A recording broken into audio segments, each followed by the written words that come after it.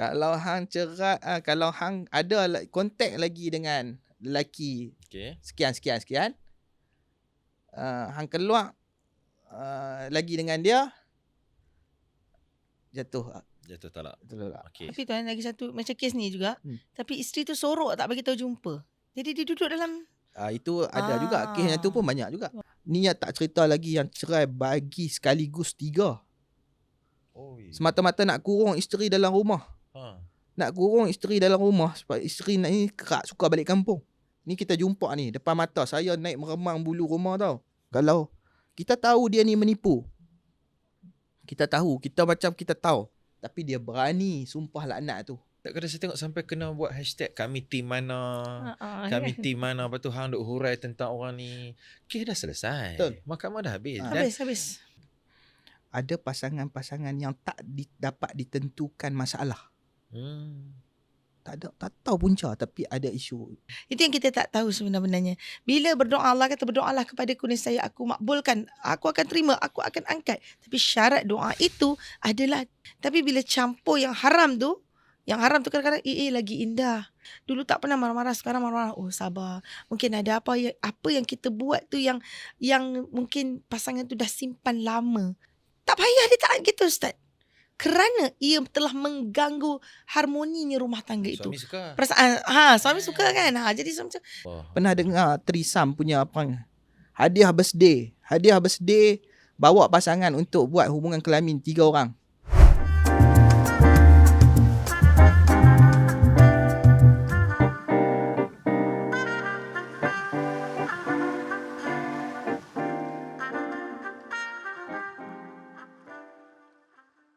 Kita bertemu lagi dalam podcast Tra Galeri Ilmu. Kita bincang tentang penceraian disebabkan benda remeh-temeh. Makin hangat. Saya pun tak tahu boleh cukup tak masa kita ni. Makin banyak yang kita bincang ni, insyaAllah. Tadi kita berhenti dekat isu-isu yang berlaku dan terdekat dengan kita ni. Benda yang, yalah, mahkamah dah settle. Dah luar semua dalam mahkamah. Hakim pun kena tahu apa masalah hang nak bercerai ni kan. Tapi di luar mahkamah ni pula berlaku sesuatu. Dengan peranan media lah, soalan dan sebagainya. So tuan, apa pesanan ataupun nasihat lah sebagai seorang peguam, apa benda yang kita kena jaga? Kita kan nak move on, Ustazah kan? Dah selesai dah, okay dah cerai dah. Kita kan nak bina hidup baru, nak ke depan, nak, yalah, dengan anak kecil kita dan sebagainya. So apa benda yang do and done ya, jangan buat dan sebagainya. Sila tuan. Okay. Menarik. Kita selalu boleh dengar orang pesan, buatlah benda ni. Kan nasihat-nasihat yang orang suruh buat. Kan nak aman, nak bahagia, kena jaga tutur kata, nak memahami, kan? Ustazah pun sebut panjang lebar tadi. Tapi jarang kita nak dapat orang pesan jangan buat ni. Okay. Dari pasangan kan, saya nak kongsi ada kes melibatkan ada pasangan berhubung dengan kefahaman agama basic lah. Tentang perkahwinan, perceraian, yang kita nak kahwin ni, kita ada kursus kahwin. Kan, semua orang nak kahwin wajib kalau mengikut proses undang-undang ada kursus kahwin. Kan, pada saya dah diterangkan kan secara asas tu, ni tak boleh buat, ni tak boleh buat. Tapi ada pasangan yang kita jumpa, dia bagi satu taklik kepada isteri dia. Kemudian selepas dia bagi taklik tu, dia tarik balik taklik. Okay. Dia tarik balik. Bila dia tarik balik, okey, dia tarik balik, dia cakap, abang tarik balik taklik ni. Okey. Jadi contoh taklik apa tuan? Okey, taklik dia bagi, okey, kalau hang ada, okey, hang ni Kedah. Dia orang Kedah. Pasangan ni Kedah. Okay. Kalau hang cerai, kalau hang ada kontak lagi dengan lelaki sekian, hang keluar lagi dengan dia, jatuh talak. Okey. Lebih kurang lagu tu lah yang saya ingat. Ayat dia tu. Jadi dia pun dah lafaz dah. Habis lah kan. Macam mana berlaku benda tu. Perempuan tu buat. Dia pun keluar menyesal lah, dah lafaz dah. Okey. Dah lafaz, menyesal. So suami ni cakap, okey lah, abang tarik balik taklik ni lah. Sebab pasangan ni dia kerja setempat. Dia duduk sekali, tempat kerja sekali. dia ada lah lagi dia buat ta'liq itu sehingga tak boleh jumpa. Macam mana tak mau jumpa? Duduk kerja setempat mestilah jumpa Depan mata dia. depan mata. Kan benda yang tak boleh nak buat, tak boleh elak. Tak boleh elak. Memang akan berlaku. Jadi disebab itulah dia tarik. Jahilnya masyarakat setengah tu. Kita biar. Saya jumpa. Tapi tuan lagi satu macam kes ni juga. Tapi isteri tu sorok tak bagi tahu jumpa. Jadi dia duduk dalam itu ada juga kes yang tu pun banyak juga. Cuma yang dia diamkan. Kes yang ini yang kita jumpa ni dia dah pergi. Inilah bila dia jumpa orang yang tak tepat, tak betul. Dia tak cerita habis, dia sembunyi. Fakta-fakta kes yang ni. Kalau pergi nak bercerai di mahkamah ni, kalau berlaku ada isu-isu lah ta'liq, ada perceraian, dia kena selesai yang tu dulu baru boleh pergi cerita cerai ni. Tak boleh melompat, tak boleh skip. Sebab isu macam tu penting. Sebab dia melibatkan kesan hukum hakam tadi. Bercerai, talak 1, rajai, tak rajai.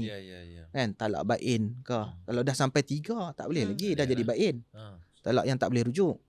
Jadi pasangan ni, dia dah duduk yang paling malangnya. Dia duduk dah setahun dah bersama sebagai pasangan suami isteri. Padahal berlaku pelanggaran ta'liq tu dah setahun dulu. Lepas dia. Jadi apa? Agak-agak lah rumah tangga ni akan aman dan okey ke tak? Sampai tak tadi sakinah tadi. Yalah. Ketenangan dalam rumah tangga. Barakah. Yalah. So punca macam-macam hal lah. Saya jumpa kes ni pun dia dah filekan satu kes perceraian secara fasah di mahkamah. Bila saya jumpa, saya tengok, oish, fasah. Fasah ni kita maklum lah, ramai orang maklum. Prosesnya panjang dan nak buktikan tu agak mengikut proses undang-undang lah. Nak buktikan. Suami tak bagi nafkah, okey tunjuk. Suami pukul, kena tunjuk suami pukul. Sehinggalah mahkamah yakin kan memang. Ustazah nak tanya sikit part ni. Nak bagi senang tu macam mana? Nak bagi senang. Saya sentuh tak bagi senang. Sekejap lagi saya ingatkan balik. Ramai wanita tanya. Nak senang kan? Semua orang nak senang. Semua. Betul. Kita jumpa ramai pasangan nak. Tapi tak bagus untuk jalan shortcut. Saya nasihatkan tak bagus untuk. Semua nak senang tak bagus. Jadi memang kita kena tengok kes-kes. Sebab tu berbalik kepada dia dapat nasihat, dia jumpa orang yang betul ke tidak. Ni pergi tanya entah siapa-siapa. Dia kata dia tengok video dalam YouTube, boleh, tak ada masalah tarik ni. Dia abang kat saya. Bila kita tanya dia kan, kita jumpa. Bayangkanlah apabila kita buat pengesahan lafaz cerai di dalam mahkamah, bila kita bawa kes tu, kes fasah tu kita hold. Dia ada kes perceraian secara fasah. Sebab kena faham, di dalam mahkamah ni, dalam undang-undang ni ada pelbagai bentuk perceraian. Yang ni masyarakat tak apa nak faham. Ada banyak jenis perceraian. Ada fasah. Fasah ni razid, biasa orang dengar. Ada fasah. Fasah ni ada banyak alasan. Tak silap saya ada berbelah-belah alasan. Rujuk Seksyen 53, ada seksyen dan peruntukan seksyen. Kemudiannya ada perceraian secara baik. Ada perceraian secara tebus talak, khuluk. Ada perceraian dia panggil anggapan kematian di dalam undang-undang. Anggapan kematian pun bercerai juga. Lama tak jumpa. So ada perceraian secara hakam lah kita sebut tadi kan, di bawah Seksyen 48. So banyak tu dah berapa 4-5 jenis. Jadi nak faham saya, jadi nak cerita bagi habis kes yang tadi tu. Bila kita jumpa, kita dah dengar ada lafaz cerai yang berlaku sebelum tu. Jadi kita hold lah. Kita terpaksa hold. Kita tak boleh teruskan kes fasah tadi. Kita kena buat apa? Kita kena pergi buat kes baru. Dia panggil kes untuk sahkan lafaz cerai, pengesahan lafaz cerai. File kes baru. Bagi tahu kat dalam mahkamah begini. Bila kita dah mahkamah siasat, kita bagi jatuh talak. Sudah jatuh talak sebab berlaku pelanggaran ta'liq. Setahun tu lah. Tapi cerita yang dia duduk setahun tu macam mana? Bercerai lah juga pasangan ni lah. Ini memang ada. Ini memang ada. Lah tu. Ni yang tak cerita lagi yang cerai bagi sekaligus 3. Semata-mata nak kurung isteri dalam rumah. Nak kurung isteri dalam rumah sebab isteri nak ni kerak suka balik kampung. Ini remeh-temeh je kan, cerita kecil je. Awak dah kahwin. Nak balik kampung punya isu. Isteri ni dia suka balik kampung. Tak tahulah saya pun bersepah kan. Kita kadang-kadang Saya buat tak boleh jadi lawyer. Jadi bila dia kata dia geram hari tu, dia balik kerja tu lewat sangat dah. Dia kata pukul 3-4 pagi dengan keadaan yang letih sangat apa semua. Bini tanya pula nak balik kampung apa semua. Dia kata dia nak kurung isteri dia, tak mau bagi keluar rumah. Dia bagi talak 3 terus. Hang keluar selangkah saja daripada rumah. Ayat ni yang saya ingat lebih kurang macam tu lah. Jatuh talak 3. Cerai talak 3. So benda-benda macam ni lah. Ni saya nak kena sebut juga, saya tak sentuh lagi tentang jatuh ke tidak lah. Sebab dia melibatkan hukum hakam yang hanya ada kuasa untuk tentukan sama ada jatuh ataupun tidak talak ini hanya mahkamah. So tuan, kalaulah berlaku situasi macam ni, macam tadi yang dah setahun, dah terlafaz baru tu, pasal apa aku cakap itu, kaedah terbaik adalah duk asing dulu. Ya. Sementara hakim nak buat keputusan? Kita biasanya kita nasihat, tapi kita selaku pengamal undang-undang ni yang berjumpa kes-kes ni, kita dapat tahulah apa nama kes ni jatuh ke tak. Sebenarnya pergi mahkamah je lah. Cumanya sebenarnya isu perceraian ni sangat complicated juga. Dia nak cerita lagi. Tak cerita lagi yang hantar melalui SMS. SMS. Sekarang ni WhatsApp-nya. Okey, kalau kita nak cerita bab jatuh tak jatuh, ada ni. Ini pun penting untuk saya pesan. Para suami bila pergi di mahkamah dalam kes-kes pengesahan lafaz cerai, janganlah sekali menipu ataupun nak sembunyikan fakta kes. Sangat bahaya. Bukan setakat menipu dah ni, dia berani untuk sumpah di depan hakim. Contoh saya bagi contoh. Dia hantar SMS. SMS ni dia walaupun dia tulis aku cerai hang, kan? Contohnya aku cerai hang.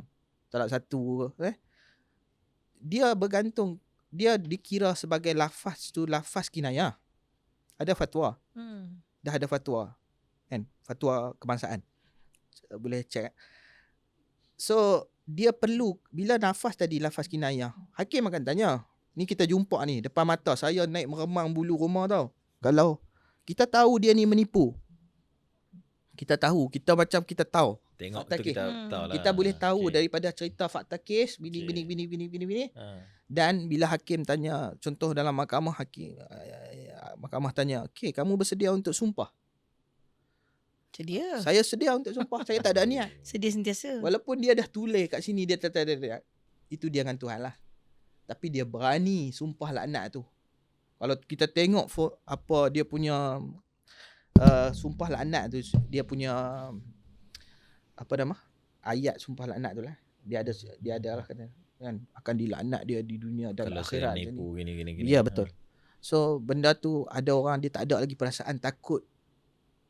Jadi agak-agak kalau dia balik duduk lagi pasangan ni, agak-agak okey ke tak? Ini persoalan saya. Banyak pasangan yang ada kat luar sana yang masalah. Bila berlaku lafaz, silap sikit ada lafaz. Takliknya lah, lafaz macam ni. Tapi disembunyi, tak datang mahkamah. Kalau ikut peruntukan undang-undang, saya sebut sikit peruntukan undang-undang. 7 hari dia kena dah laporkan kepada mahkamah. Ini ada yang bertahun-tahun. Dah beranak pinak. Ada yang sembunyi.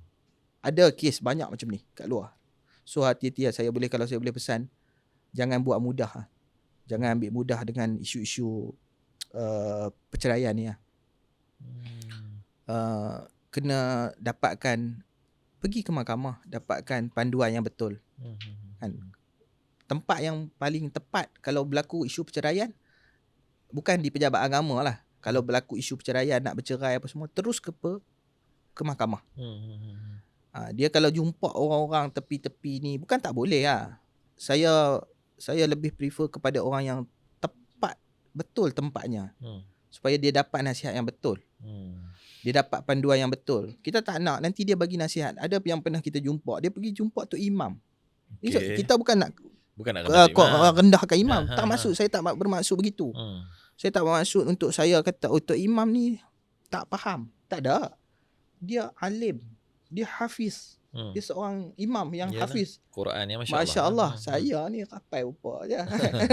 so, Jadi dia ada ilmu dia. Tetapi ilmu yang bab lain ni dia tak sampai. Faham. Jadi bila dia dapat nasihat. Sebabnya bila kita jumpa orang, dia tak cukup dengan cerita hanya 1.5 jam, 1 jam. Ataupun cerita surface saja. Di permukaan. Dia kena korek habis. Nak tentukan talak tadi jatuh ataupun tidak, dia kena pastikan semua rukun tadi dipenuhi. Rukun-rukun talak. Tu bukan di sinilah medan untuk bincang benda ni kan. Panjang lah. Semuanya nak pastikan, saya nak pesan, jangan buat mudah. Jangan ambil mudah. Sebab ada dah pasangan-pasangan yang ambil mudah ni tak. Saya tengok tak ada lagi yang aman dan bahagia.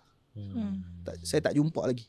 So kesan akhirat lah Ustazah kan? Ya. Hukum hakam tu diambil mudah. Bab ni orang yalah dia satu faktor tadi nak tutup aib, nak cerita aib.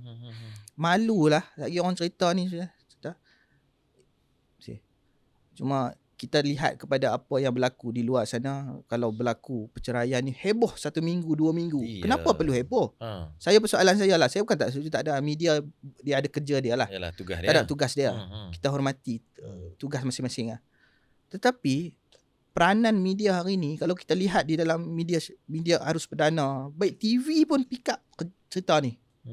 Apa manfaat untuk masyarakat? Tak ada manfaat. Cerita sekali habis cukup lah. Cerita netizen tadi Ustazah sebut netizen. Netizen dia seronok dia. Saya pun kadang-kadang pick up ni. Tak ada kerja ke mereka ni? Banyak sangat. Semua isu kita kena ambil tahu. Tambah-tambah cerita macam ni. Memang dia macam begini. Dia setan ni dia suka. Setan ni saya sebut. Saya tunggu point ni tu. Setan ni dia suka sangat benda-benda ni. Suka ambil tahu aib orang. Bagi pasangan bercerai. Dia sangat suka. Itulah kejayaan yang paling besar. Iya. Kan ni tuan, bila dia tulis tu netizen ni, bila tulis lepas tu dia tinggal lah. Benar. Dia dah tinggalkan komen yang kadang-kadang melumpuhkan satu manusia punya jiwa. Banyak benda tak betul di dalam media sosial hari ni yang perlu ditapis. Tak semua benda boleh ni. Saya kalau boleh kalau tak ada berkaitan dengan ni, saya rasa saya kena tutup media sosial ni. Saya tak perlukan benda ni. Tak kena saya tengok sampai kena buat hashtag kami tim mana. Kami tim mana. Lepas tu hang duk hurai tentang orang ni. Kes dah selesai. Betul. Mahkamah dah habis. Habis. Apa yang kamu dapat? Melainkan wallahualam takut dosa lah.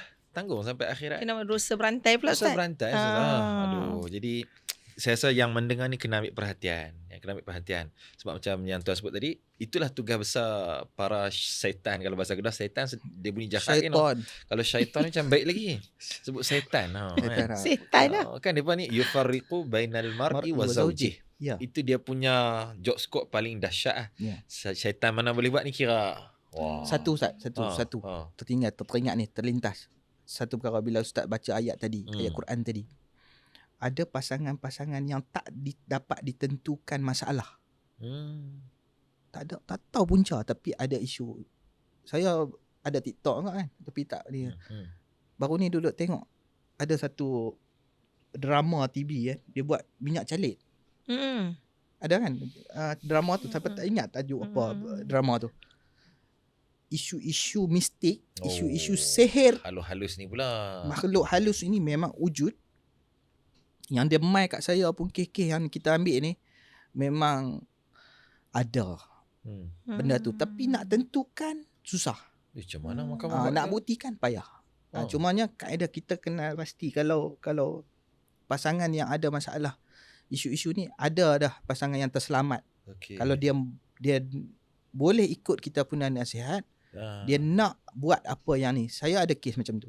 Saya jumpa pasangan ni, bagi ruang untuk proses rawatan melalui ni rawatan pun satu bab. Jumpa Tok Bomo lagi masalah. Silap merawat lah pula. Jangan jumpa Tok Bomo. Allahuakbar. Kan? Apa nama? Yang macam-macam kat luar ni kan. Sekarang ni saya tengok dalam media sosial ni Tok Bomo dia berubat, dia ruqyah live. Ini pun kena check balik lah. Saya tak nak sebut lah. Saya kalau di Darul Syifa, kita duduk di Bangi, kita tahu ada Darul Syifa yang diasas oleh Tuan Guru arwah almarhum Tuan Guru Datuk Dr. Dia kata tu lambat Ustaz. Lambat tuan. Jadi kena yang cari yang Tak cepat. boleh cepat. Sebab tu Semua tadi saya cepat. kata tak semua Tak semua nak cepat. senang lah. Express. Ada pasangan yang Allah baik, Akbar. alhamdulillah. Selamat perkahwinan ini tak jadi bercerai. Betul. Tapi kita tak nampak punca, tetapi kita nampak ada gangguan. Gangguan mistik. Dia panggil sihir pemisahnya. Orang dengki, ada orang suka. Ain. Ramai ni. Kena minyak calik, bini pergi pejabat, balik-balik benci, tak tahu punca. So, kalau macam ni, mahkamah nak hold macam mana? Yang ni payah saya tak boleh komen bab Maksudnya mahkamah. adakah tuan sebagai lawyer akan kata yalah macam mana tuan nak ambil peranan supaya ini nak rawat dulu. Kalau nak dia dulu. jumpa kita, apabila dia jumpa kita ni, saya nak sebut, saya bukan perawat, tetapi saya ada mengikuti kelas lah. Kelas belajar di Darul Syifa ni.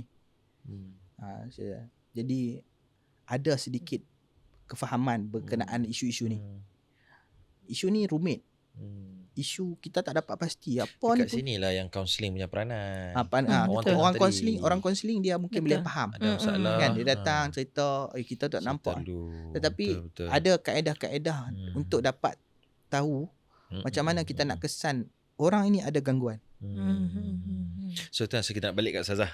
Ustazah cerita dah pergi pagang gangguan ni, dah mistik-mistik ni. Cawan ni pun nampak macam gerak sendiri tadi.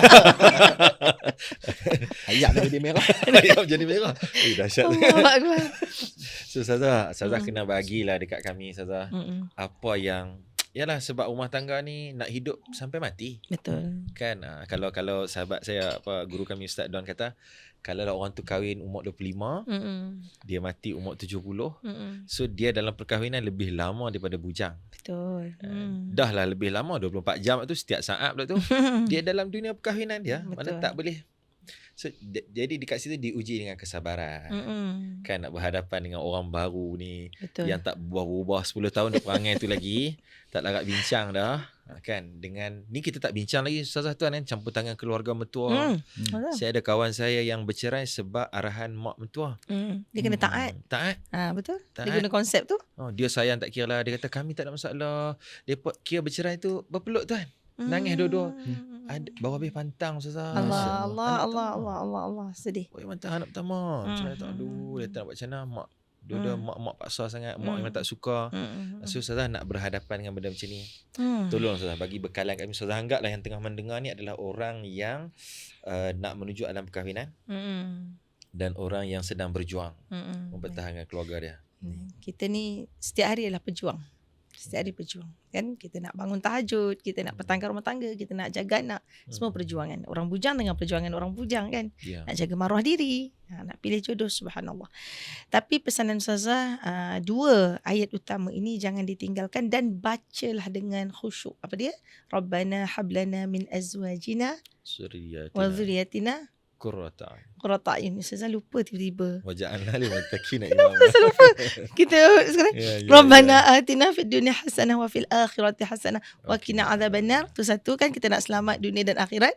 Satu lagi, apa dia Ustaz? Satu lagi. Rabbana hablana min azwajina wa dhurriyyatina qurrata a'yun waj'alna lil muttaqina. Masya-Allah. Dia tiba-tiba tu mesti gangguan syaitan. Kita baca mistik tadi. Mesti ada mistik tu datang. Kita seru dia.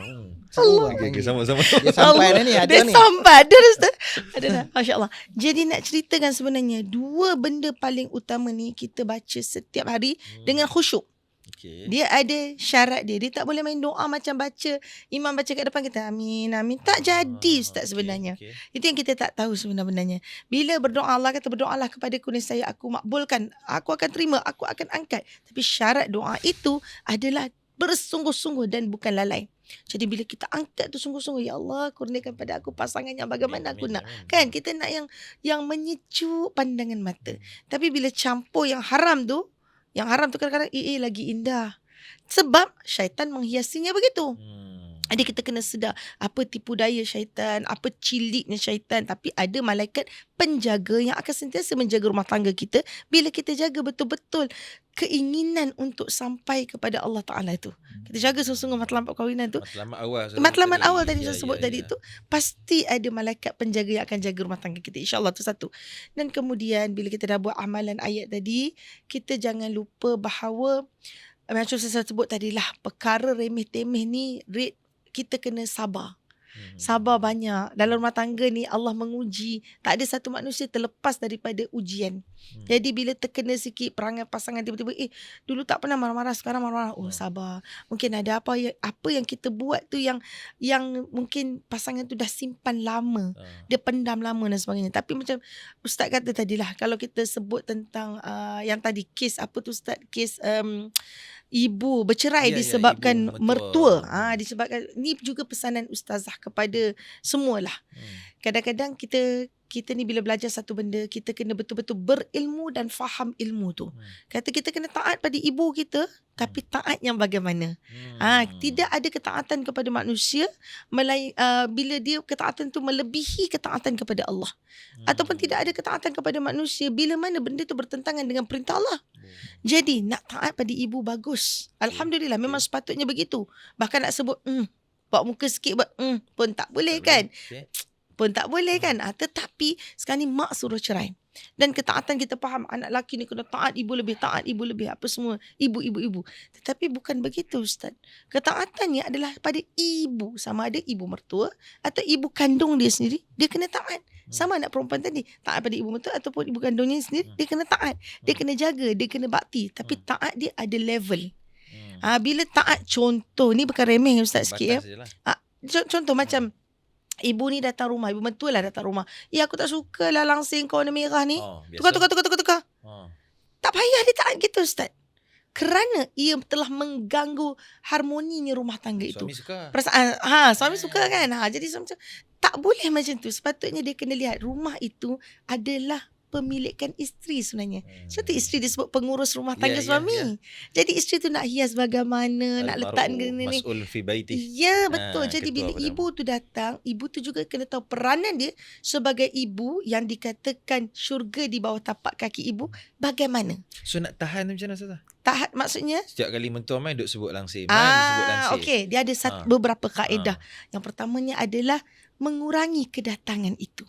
Terpaksa Ustaz. Teknikalnya begitu. Mengurangi kedatangan bukan memutuskan hubungan. Tidak. Mengurangi, menjarakkan, mendiamkan sebentar supaya kedua-dua pihak dapat selesa. Ni yang orang kata, ni putus hubungan lah ni. Takkan mak tak boleh datang sentiasa. Bukan. Jika datang itu membawa satu fitnah, maka perlu dijauhkan sebentar. Sama juga ipar. Ipar bercakap macam ni kan. Tak sukalah bina kau ni gini. Contoh kan. Jadi abang ni pun hari-hari kata gitu. Hari-hari gitu. Setiap kali balik kampung bergaduh. Maka suami memainkan peranan penting. Ni bukan remeh. Ni penting. Ucapan tu telah menyebabkan isteri dia hidup dalam keadaan sedih, tak seronok. Sepatutnya suami beri apa pada isteri? Dia bukan sekadar berikan rumah dan sebagainya, tapi juga dia menyediakan keamanan untuk hati isteri. Itu maksud dia menjaga, melindungi. Ini suami yang Allah, Masya Allah, Allah angkat darjatnya seperti mana Nabi SAW. Tempatnya di syurga, Masya Allah. Kalau suami yang begini berperanan seperti Rasulullah SAW. Jadi di situ bila ada ipar yang bercakap begitu, kena diamkan adik dia. Jangan cakap macam tu. Tak sepatutnya cakap. Kena ada tegas nilai dekat situ. Itu bukan hang ni masuk belah isteri hang sangat. Kan hang ni semua isteri. Betul, sebab sayang isteri. Dia dah buat macam-macam, dia dah lahirkan. Kena ada perbincangan dari hati ke hati. Dan kena ada juga boleh berbincang dengan mak tu dari hati-hati. Mak, saya gini. Tapi ramai anak tak boleh buat macam tu lah. Komunikasi. Tak boleh. Komunikasi kan tak boleh buat gitu sebab dia rasa tu mak dia. Tak apa. Asal kalau dia tak boleh buat, jangan buat. Tetapi dia perlu menjarakkan isteri dia. Dan dia perlu ada juga sebagai backup untuk isteri dia. Sabar, tenang, abang sayang, abang akan jaga. Dia kena buktikan lah. Dua-dua dia jaga. Jadi bila dia minta pertolongan Allah, macam saya kata tadi, istikharah, minta bantuan. Ya Allah, aku nak cakap apa dekat mak? Itu pun benda kecil tu. Aku nak cakap apa dekat mak? Ya Allah, aku nak buat apa dekat isteri? Aku nak buat ini. Jadi bila dia minta bantuan Allah Ta'ala dengan istikharah, Allah akan pandu dia. InsyaAllah. Dia jadi suami yang bijak. Hikmah kata-kata dia. InsyaAllah. So, red flag boleh jadi yellow tak? Boleh kita uruskan. Red flag tu akan jadi yellow lah. Dia sabar dulu. Dia hold dulu. Dia belajar teknik. Dia tanya orang yang betul. Macam mana nak buat suami dah begini-gini. Macam mana nak korek suami dah gini-gini. So dia dapat cari punca, dia akan jadi yellow. Jumpa kaunseling balik. Jumpa balik. Dia akan jadi white balik. Dia akan bersih balik. Ceritanya dalam Islam ada penyelesaian. InsyaAllah. Semua datang daripada Allah. Betul. Allah bagi masalah tadi. Allah bagi sayang, Allah bagi benci. Betul. Allah tu jugalah yang mengekalkan rumah tangga. Allah tu juga yang memisahkan. Allah belakang. Amin. Jadi rezeki. Dia berbalik kepada rezeki. hmm. Kita selalu dengar ajal, maut, Ya, takdir. tangan Allah, rezeki Allah. Tangan, betul. Takdir. Pasangan yang baik, Hmm. rezeki. Dia rezeki. Kadang-kala, okey, ni saya daripada sudut pandang kita lah. Mungkin ada yang tak setuju ke, Allah alam. Saya lihat kadang-kadang ada pasangan yang bercerai, hidupnya berubah 360 darjah lebih baik daripada dia duduk dalam hidup dalam perkahwinan. Ini ada kes yang Ya. kita buat. Ya. Ada. Saya jumpa kes ni macam ni. Hmm. Dia hidup, pasangan ni dalam rumah tangga, masalah tak habis. Apa masalah suami tak buat? Pelik-pelik. Nak cakap pun saya kena fikir dah 2-3 kali. Lucah, hidup lucah. Saya jadi lucah. Hidup songsang. Oh, Paksa pasangan hidup mengamalkan seks songsang. Allah. Pernah dengar Trisam punya apa? Hadiah birthday. Hadiah birthday bawa pasangan untuk buat hubungan kelamin 3 orang. Isteri bawa seorang lagi mai. Hadiah birthday. Ada grup Pernah dengar? Ada grup pun. Sekarang Ya. So masyarakat kita ni kritikal dan sakit, yang nampak sihat fizikalnya. Hmm. Kita nampak dia sihat. Tetapi daripada sudut rohani dan mental Hmm. kena check. Besar Kita sana lihat rezeki. Benda ni ada pasangan yang dah bercerai hidup aman damai selepas dia masuk perkahwinan yang kedua. Hmm. Ada. Hmm. So benda-benda ni sabar balik kepada rezeki masing-masing, ujian. Rezeki dan ujian dalam hidup ni tak akan dilepas. Hmm. Selagi mana kita tak tutup mata, Hmm. kita akan lalui ni. Cuma macam mana kita nak lalui? Tambah ilmu, doa, betul-betul doa, cari ilmu, tambah ilmu. Ini adalah antara orang panggil Panadol, ubat-ubat Ya. yang dia nak okey, tak okey. InsyaAllah, insyaAllah. Harap-harap ada manfaat. Betul. Hidup kita bukan dunia saja. Dunia ni hanyalah pelayaran kita kan. Destinasi kita akhirat, insyaAllah. Terima kasih Ustazah atas perkongsian yang saya rasa tak cukup. Tak cukup. Allah Tuan pun Akbar. masih banyak lagi kisah kami nak dengar, pengajaran yang kami kena ambil, insyaAllah. Jadi terima kasih semua. Kita bertemu lagi dalam podcast yang seterusnya. Assalamualaikum warahmatullahi wabarakatuh.